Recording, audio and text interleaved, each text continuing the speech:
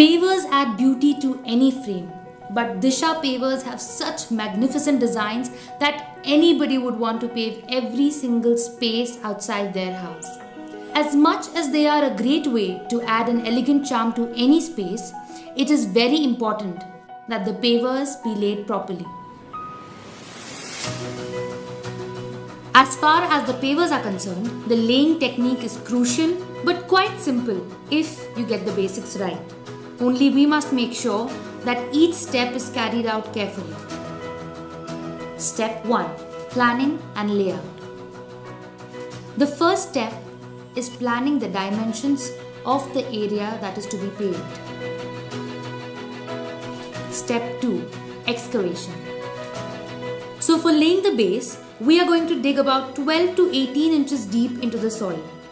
We decide the depth based on the soil strata as well as the vehicular traffic that we are expecting over the pavement. Step 3.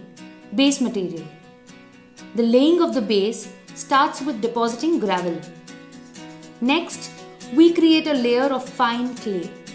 Now that we have filled clay in the dug area, we are going to pour water over it. The water makes sure that there are no gaps within the gravel, that there are no empty spaces within the gravel.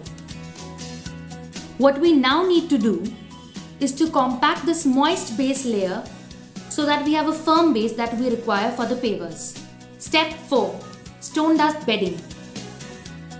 The stone dust layer gives us a major advantage in extensively paved areas. It serves a very important purpose. It creates a very gentle slope for the water trickling in to run off and not remain stagnant there. On top of this compacted base material, we create a stone dust bed. The bed must then be watered. The stone dust is properly spread and compacted using an aluminium bottom.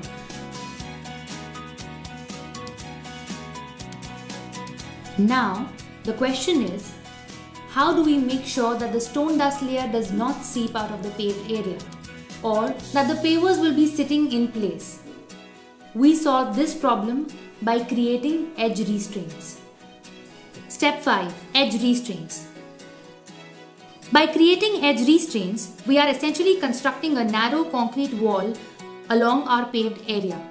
Or we can use edgers, which are also a Disha product, and they are very easy to lay and give a very well finished look.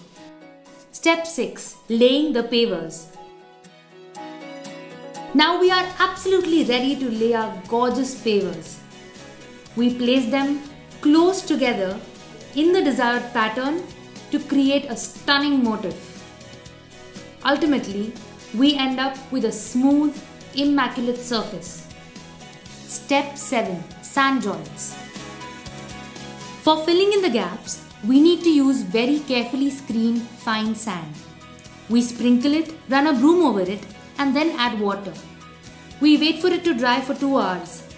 Then again we repeat the same process. We sprinkle sand, run a broom over it, and then add water. Basically, we need to do this at least about 8 to 10 times so that the water takes along with it the sand into all the little empty spaces and fills it up.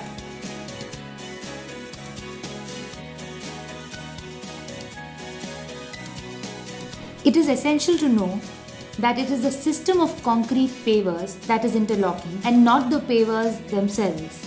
That means when paved properly, it is the combination of pavers, the bedding of stone dust beneath it, the locking of edges as well as the filling of sands in the joints that causes them to interlock, allowing them to work as a single unified flexible pavement. While our Disha pavement can bear heavy loads including trucks, it is also a boon for the environment. It lets rainwater go right through it, allowing to enrich the groundwater table. The correct laying technique makes Disha pavements beautiful, strong, and long-lasting. And that is exactly how you pave your way with Disha Ecoloc pavers.